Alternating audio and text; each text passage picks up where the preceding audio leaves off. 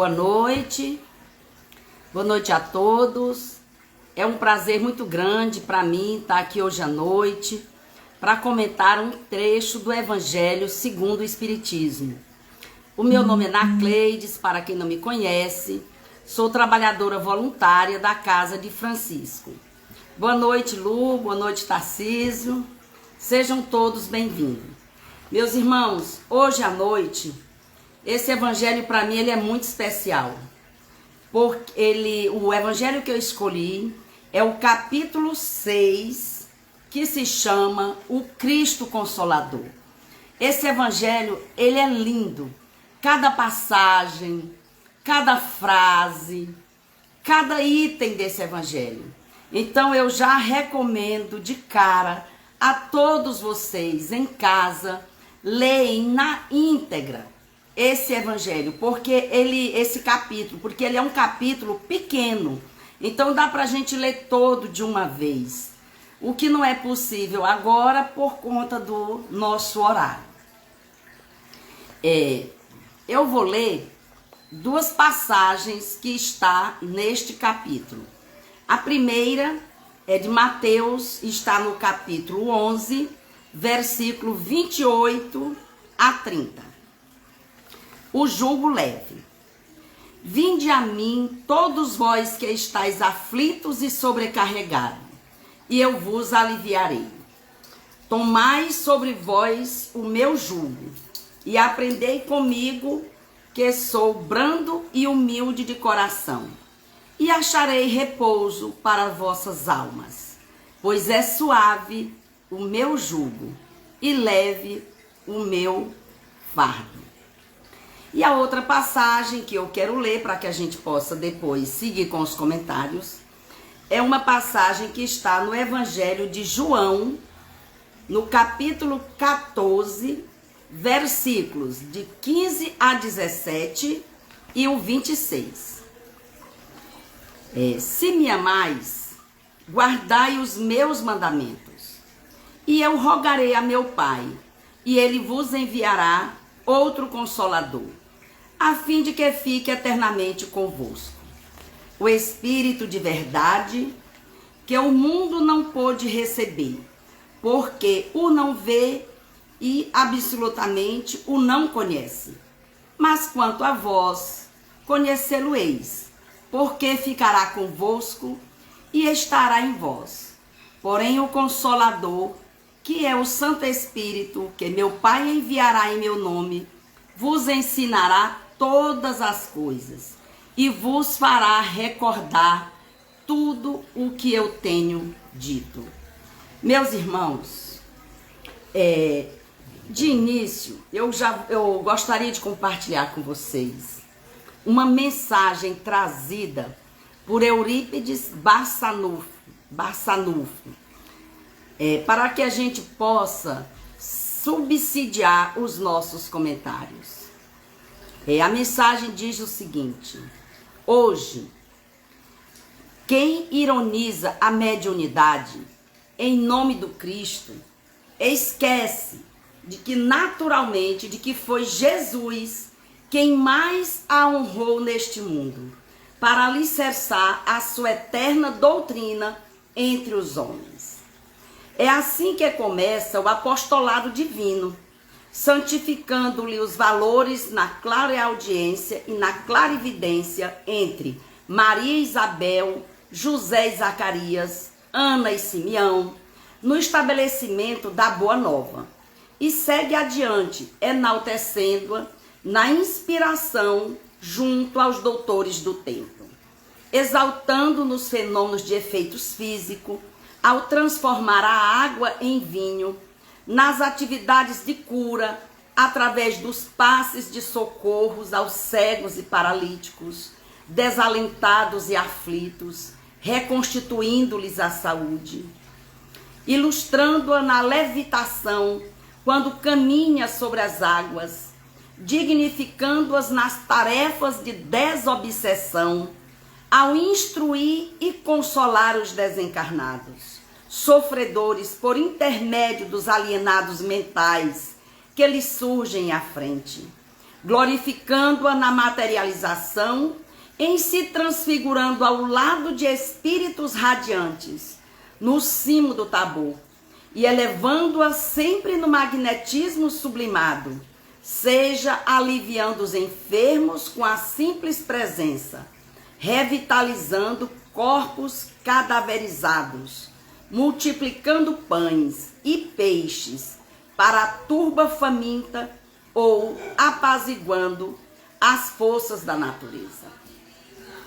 E confirmando o intercâmbio entre os vivos da terra e os vivos da eternidade, reaparece ele mesmo ante aos discípulos espantados, traçando planos de redenção que culminam no dia de Pentecostes.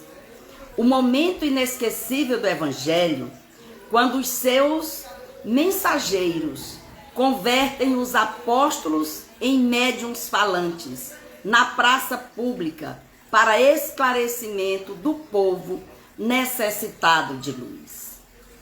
Como é fácil de observar, a mediunidade como recurso espiritual de sintonia não se confunde com a doutrina espírita que expressa atualmente o cristianismo redivivo, mas sempre que é enobrecida pela honestidade e pela fé, pela educação e pela virtude, é um veículo respeitável da convicção da sobrevivência. Assim, pois, não nos agastemos contra aqueles que a perseguem, através de achincalhe, tristes negadores da realidade cristã, ainda mesmo quando escondam sob os veneráveis distintivos da autoridade humana, porquanto os talentos medianímicos estiveram incessantemente nas mãos de Jesus, o nosso divino mestre, que deve ser considerado por todos nós como sendo o excelso médium de Deus. Eurípides Barçanufo. Meus irmãos, que linda mensagem essa de Eurípides, onde ele traça para todos nós toda a trajetória de Jesus, mostrando a mediunidade presente no seu desenvolvimento, na sua vida quando ele esteve aqui. Jesus utilizou do seu magnetismo pessoal e deu inúmeros exemplos para que hoje nós possamos nos beneficiar dessa doutrina maravilhosa que ele nos trouxe. Na literatura espírita, há diversas mensagens atribuídas ao Espírito de verdade. Então, ele atuou diretamente, o Espírito de verdade atuou diretamente, inspirando e orientando Allan Kardec, espiritualmente na sua missão de sistematização da doutrina. Há no meio espírita, entretanto, alguns posicionamentos um pouco divergentes, que diz o seguinte sobre o Espírito de verdade. Há uma grande parcela, eu acredito que a maioria, acredita que seria o próprio Cristo, o Espírito de verdade. Outro que seria João Batista. E um terceiro grupo diz que seria que a codificação, que Allan Kardec, ele teria sido um grupo de espíritos elevados atuando sob a direção do Cristo. Mas vejamos o seguinte, na Revista Espírita, de março a junho de 1862, há uma evocação de 2 membros da Sociedade Espíritas Parisiense que haviam regressado à espiritualidade. Se tratava do senhor Jobart e do Sanson. O senhor Jobart, ao ser questionado por Allan Kardec sobre os espíritos que ele estava vendo durante o período em que quando ele foi evocado, ele diz o seguinte: vejo principalmente Lázaro e Erasto, depois mais afastado o espírito de verdade, planando no espaço. Depois, uma multidão de espíritos amigos que vos cercam, agradecidos e benevolentes.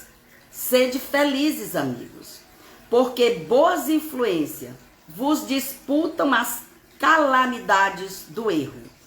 Então, essa mensagem foi trazida em março de 1862, pelo Joubert. Já o Sanson, por sua vez, né, ele diz o seguinte, quando ele é interrogado por Kardec, ele diz que estava vendo o Espírito de Verdade, Santo Agostinho, Lamennais, Sonnet, São Paulo, São Luís e outros amigos, conforme consta na Revista Espírita de junho de 1862. Ou seja, diante dessas valorosas informações, nós podemos excluir a ideia de que o Espírito de Verdade seria um grupo de espírito, pois na verdade trata-se de um espírito, né? Então, assim, ele neste capítulo, né, que nós estamos estudando, que essas mensagens se casam, essas mensagens que eu estou trazendo se casam com o que está no capítulo 6, né? Neste capítulo, né, que nós estamos refletindo, o Espírito de Verdade, ele vai trazer para nós, tem 4 mensagens que foram assinadas pelo Espírito de Verdade, neste capítulo, que é o capítulo 6, né? Uma das mais belas, eu vou ler para vocês agora, quando o Espírito de Verdade nos diz: venho como outrora entre os filhos desgarrados de Israel, trazer a verdade e dissipar as trevas. Escutai-me, o Espiritismo como outrora, a minha palavra, deve lembrar aos incrédulos que acima deles reina a verdade imutável, o Deus bom, o Deus grande, que faz germinar as plantas e que levanta as ondas. Eu revelei a doutrina divina e como um ceifeiro liguei em feixes o bem esparso pela humanidade e disse: vinde a mim, todos vós que sofreis. Espírito de Verdade, Paris, 1860. E esta mensagem nós também vamos encontrá-la em O Livro dos Médiuns, no capítulo 31, item 9. E no final tem uma nota de Kardec que diz o seguinte, que essa mensagem foi recebida por um dos melhores médiuns da Sociedade Espírita Parisiense e foi assinada pelo Espírito Jesus de Nazaré. O codificador, ele era muito criterioso, então para ele colocar o nome de um espírito do porte de Jesus numa mensagem, ele realmente não colocaria assim. Então ele lá fez que ele colocou, neste capítulo ele colocou que foi assinada por Jesus de Nazaré, mas aí ele nas notas diz o seguinte, que ele fala da elevação e das ideias constantes na mensagem. E aí diz o seguinte, que cada um avalie a autenticidade da sua autoria. Porque no Espiritismo, nós não podemos falar com tanta propriedade. A gente diz que atribui mensagens que você naquele momento não tem como aferir, né? Já que Jesus foi um espírito que já tinha passado aqui há muitos anos e não era tão fácil você. Agora, qual é o critério de Kardec para atribuir essas mensagens? A questão da própria mensagem, o seu conteúdo. E o conteúdo da mensagem, como ele diz, é elevado. E também se percebe pelas palavras utilizadas, como por exemplo, vinde a mim todos vós que sofreis, que somente poderia ter sido ditada pelo próprio Espírito que a assina. Ou seja, todas as verdades, meus irmãos, se encontram no cristianismo. Os erros que nele se enraizaram são de origem humana. Espíritas, amai-vos, eis o primeiro ensinamento. Instruí-vos, eis o segundo. E em 1861, ainda na cidade de Paris, o Espírito de Verdade, novamente, através de uma outra mensagem, declara: estou convosco e meu apóstolo vos instrui. Os que carregam os seus fardos e assistem os seus irmãos são meus bem-amados. Conclamo a todos a instruir-vos na preciosa doutrina que dissipa o erro das revoltas e vos mostra o sublime objetivo da provação humana. Ou seja, o Espírito de Verdade trouxe muita coisa para a gente. Ele esteve com Kardec. Na Revista Espírita de dezembro de 1864, há uma mensagem do Espírito de Verdade, onde ele faz referência, por exemplo, a esta obra que nós estamos comentando nesse momento, né? Naquele ano. Ele diz o seguinte: um novo livro, que é o Evangelho segundo o Espiritismo, acaba de aparecer. É uma luz mais brilhante que vem clarear a vossa marcha. Há 18 séculos vim, por ordem de meu Pai, trazer a palavra de Deus aos homens de vontade. Esta palavra foi esquecida pelo maior número, e a incredulidade, o materialismo, vieram abafar o bom grão que eu tinha depositado em vossa terra. Ou seja, meus irmãos, é o conteúdo dessas mensagens que nos faz que nos dá o conhecimento de que Jesus é o Espírito de Verdade, é o Consolador prometido. Quando ele esteve aqui, quando Jesus também diz, através do Espírito de Verdade, que era assim que Kardec colocava, Espírito de Verdade. Até porque se ele colocasse Jesus naquele período, ele seria até queimado, né, em praça pública. Então, na mensagem tem Espírito de Verdade. Em Bordeaux, que era a cidade onde o médium recebeu a mensagem, no ano seguinte, em 1861, que é um outro trecho que vem complementar esse capítulo 6. Ele diz o seguinte: eu sou o grande médico das almas e venho trazer-vos o remédio que vos deve curar. Os débeis, os sofredores e os enfermos são os meus filhos prediletos e venho salvá-los. Vinde, pois, a mim, todos vós que sofreis e que estáis sobrecarregados, e sereis aliviados e consolados. Gente, que mensagem profunda, que mensagem maravilhosa.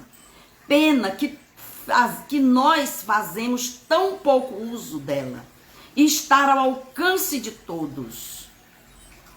Deus consola, e ele ainda, numa outra mensagem, essa que eu acabei de ler foi em 1861. Aí quando é em 1863, em uma outra cidade chamada Havre, né? Vejam bem, nós já tivemos duas que foram trazidas em Paris, uma que foi trazida em Bordeaux e outra agora que eu vou ler para vocês, que eu li para vocês, que é em Havre, 1863, quando ele diz assim: Deus consola os humildes e dá força aos aflitos, que lhe pede. Seu poder cobre a terra, e junto de cada lágrima colocou ele um bálsamo que consola. Devotamento e abnegação resumem todos os deveres que a caridade e a humildade vos impõem. Pelo estudo, meus irmãos, das obras espíritas, não há dúvida de que o Espírito de Verdade é Jesus e que ele cumpriu a promessa de enviar o Consolador prometido, cuidando diretamente da vinda do Espiritismo à Terra, sendo que os demais espíritos que colaboraram na codificação, tais como Santo Agostinho, São Vicente de Paulo, São Luís, Sócrates, Platão, Paulo, São João Evangelista, Erasto, eles agiram sob sua inspiração direta. Mas você que está me escutando, pode duvidar. Só sugiro pesquisar, estudar a literatura para encontrar as respostas para os teus questionamentos íntimos, porque contestar simplesmente não te levará ao crescimento, mas o que te levará ao crescimento é o estudo, a meditação e o autoconhecimento. Nosso objetivo, meus irmãos, é contribuir, mesmo que minimamente, com o meu crescimento, já que em primeiro plano a mensagem é para quem fala, através do estudo do Evangelho, visando modificações nas nossas atitudes. Paz e bem a todos, meus irmãos. Fiquem com Deus.